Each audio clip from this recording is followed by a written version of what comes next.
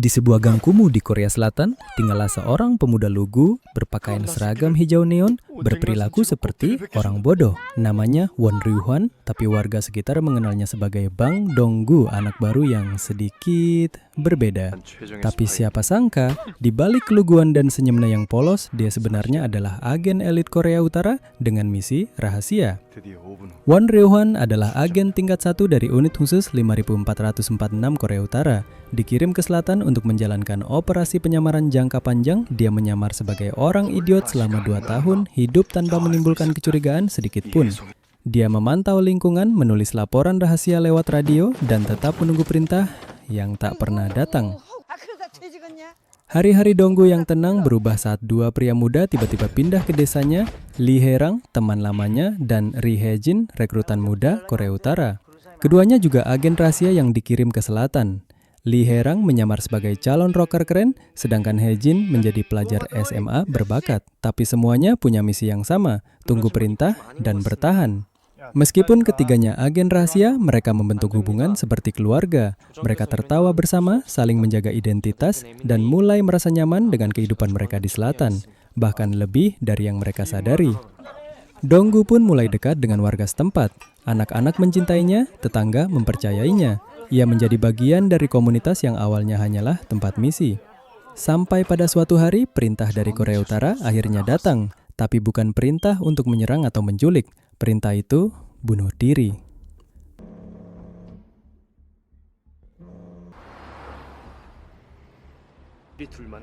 Mereka dikhianati. Semua agen Korea Utara yang berada di selatan diperintahkan untuk mengakhiri hidup mereka sendiri agar tidak menjadi beban politik saat hubungan antar negara memanas.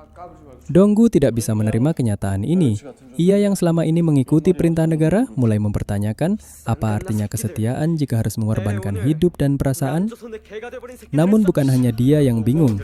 Hae-jin yang masih muda tak ingin mati. Hae-rang pun ingin bertahan hidup dan tetap bermusik. Tapi di balik keraguan itu, musuh mulai berdatangan, pasukan Korea Utara sendiri. Mereka datang untuk memburu para agen yang tak mau bunuh diri.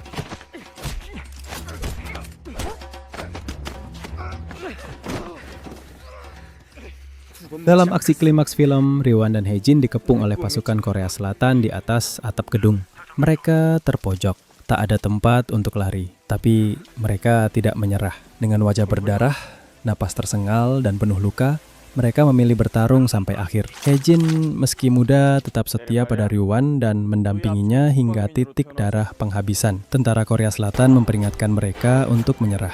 Tapi Ryuhwan menolak. Tentara Korea Selatan akhirnya menembak. Peluru menghantam tubuh mereka berdua. Dalam adegan menyayat hati, Hae-jin dan Ryuhwan jatuh dari atap, terempas ke bawah dalam gerakan lambat. Kamera memperlihatkan ekspresi mereka yang pasrah namun damai. Mereka mati bersama, bukan sebagai alat negara, tapi sebagai manusia yang memilih jalan mereka sendiri. Akhir film ini sangat tragis karena menggambarkan ironi besar dalam kehidupan para agen rahasia. Mereka dilatih untuk setia tanpa pertanyaan, tapi pada akhirnya dihianati oleh negara sendiri. Secretly, Greatly adalah kritik terhadap sistem yang memanfaatkan manusia sebagai alat tanpa perasaan.